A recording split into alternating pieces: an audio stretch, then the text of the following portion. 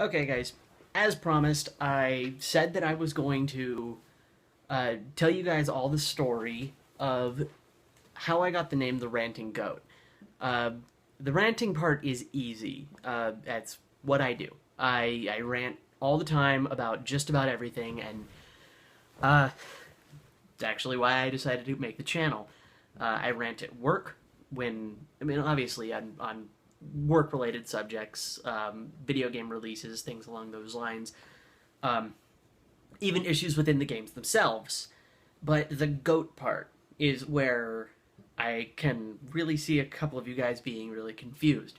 Now, uh, by looking at the channel, you can see that there are two pieces of artwork that depict a goat. This is Nicolaus. He's a character from my Pathfinder game. One of my first characters ever made, actually. I've only played as two characters. No, that's not true. There's three characters I've played at Pathfinder up till that point. He was the third, but the first that I felt I really had a connection with as far as making the character.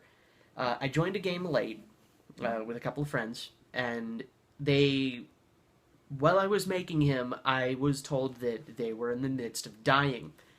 They were actually fighting an ogre, I think, an ogre warlord, and they were getting the ever loving crap kicked out of them by this guy. At least, that's what they said, or what one of them said while I was on my way home. So I make the character as fast as I can, and I've been told some rules about these things called Henge Yokai. Henge Yokai are a specific race that were added into Pathfinder later on that are essentially they're shapeshifters. They're like the Kitsune characters or the Tengu, the Raven people, uh, who instead they take form of whichever animal they happen to be based on where they're from.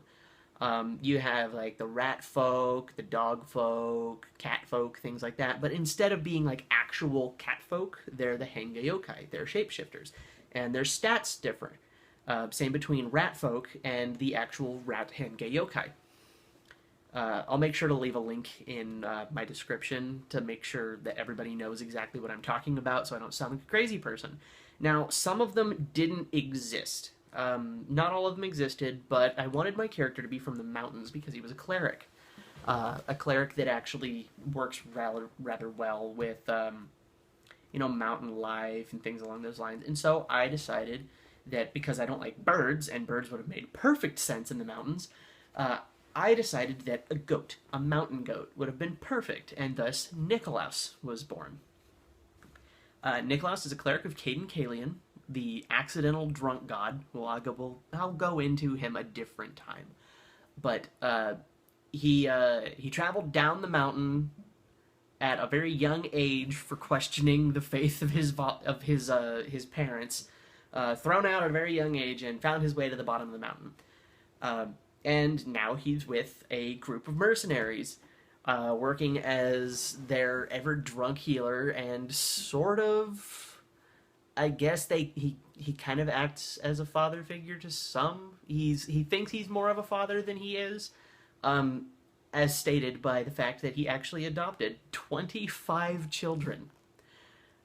Probably not the best move, but he's definitely got the money to support it. Anyway, Nicolaus, he's a strange one. He's not very charismatic for a cleric, and that's kind of a big no-no. Um, he drinks pretty much daily. Unfortunately, as a cleric of Cayden Cailean, you pretty much have to drink all the time. It even got to the point where he was able to snap his fingers and boom, booze, out of nowhere. He could create water, which he could then transfer into holy water, which for him is beer. But anyway, he even carried around his holy tankard with him, which has several bite marks out of it now. Um, if you look in the icon for my channel, it actually is missing a few bites out of it. Very nice attention to detail, I will admit on that one. Uh, anyway, uh, he joined late, and he kind of was teleported in all at once. It's really the only way we could word it. Um, he's had some interesting adventures over the course of the years, um, or over the course of the time that he's been around. He was only made early last year, sometime around whenever, doesn't matter. Um, but his adventures have gotten more and more dangerous, and there are times when I can't actually be there. But it doesn't make sense for a multi-day adventure to suddenly have the cleric vanish out of thin air. It just wouldn't make sense. That's bad writing. But they wrote it in the best possible way. Being a cleric of Cayden Cailean means, yes, eventually your gods will have some form of divine intervention. And in this particular instance, it was being blistering drunk in the middle of a haunted castle. Because I couldn't be there, and because, oh no, something bad might happen to Nicolaus, boom, he is blacked out drunk the entire time and being carried by a centaur. So he could still be carried around, and in the event that, the party gets damaged or ends up going down, he's right there. They just kind of throw him down on him and do the Heimlich, so boom, breath of life, and the person's right back from the dead, perfectly fine. And it was hilarious to see that happen, particularly for the fact that it made perfect sense that something bad's happening to one of Cayden Cailean's followers, and he's just immediately there. Boom, let me protect you. Bam, you're drunk, and you don't remember a damn thing about it. And I thought it worked really well. Some of the other stories, oh,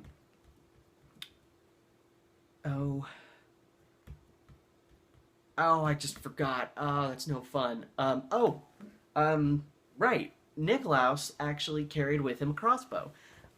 He was virtually useless when it came to combat. I did not build a combat cleric. I did the wrong thing, and I designed him to be a pure-blooded healer. Like, full-blown, dedicated heal bot. And it kind of worked in its own right. He was definitely prepared to burn off all of his spells and go, and heal people, but I made a stupid mistake of pretty much dumping his charisma stat, and that really fucked over the party when we realized that channel energy is based off of charisma, not wisdom. My spellcasting was based off of wisdom, and that worked perfectly well. I was able to do all sorts of amazing things, and then I dumped charisma and got jack shit. I ended up having to fix that, actually, later on with a charisma headband and a dexterity belt, so that I wasn't completely useless when it came to combat. But anyway, we were fighting, I want to say we were fighting skeletons, or, no, it was zombies. Some kind of zombie based on demons. And we were having a little bit of trouble with our fight. We generally had a little bit of trouble if we ever got separated in combat, because when a cleric needs to heal somebody, they need to get all the way over there to heal them. And on the process, I mean, it's like sprinting through a tunnel full of people trying to punch you. It's gonna happen. Be like, oh no, I need to just get the end of this. Except there's a narrow tunnel about 5 feet in width, and as you're running through it, people are just punching you in the face the entire time. Or at least trying to. It's not a very smart idea, but I had to.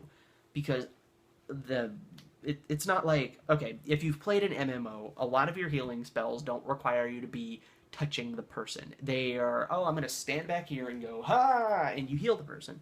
And it's a great idea.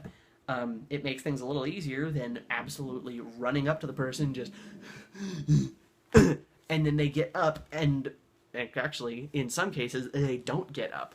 In some cases, that person has been knocked down, so you run up, I heal you, and they're now on the floor, and the bad guy is standing right in front of them, because I made a stupid. Instead of, oh, let me drag you out of here and heal you, it's, no, let me heal you on the spot. Hey, bad guy. And then the bad guy just kicks him in the head and he's down again. Or cuts his head clean off in the event of, oops, that was a crit. But he has a crossbow. A useless crossbow. It did no extra damage. No magic, no enchantment, nothing. But I crit with it all the time. So you have this guy who has no fighting skill whatsoever, no real ability to fight, and you got rogues, you got a cavalier, you got a wizard in there, and they're just like, I mean, you got people like throwing fireballs or freezing over the battlefield or shooting 5, 6 arrows at a time, and then you got Nicolaus, who is with a mace and can't do anything with it. He can occasionally bonk him on the head and it does nothing. Does nothing for damage whatsoever.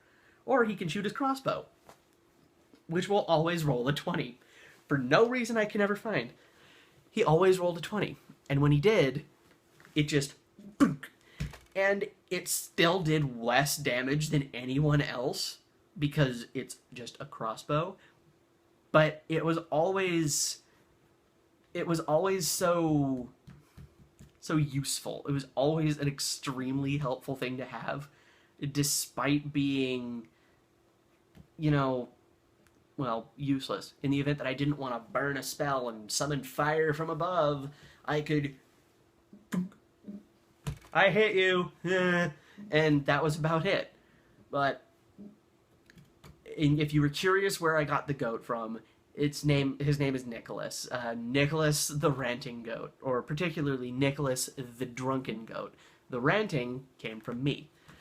So, God, I can't remember any of the other stories. If I can come up with anything, if I can think of any of the awesome stories we came up with, I'll make sure to make another installation as to the further adventures of the blacked out goat.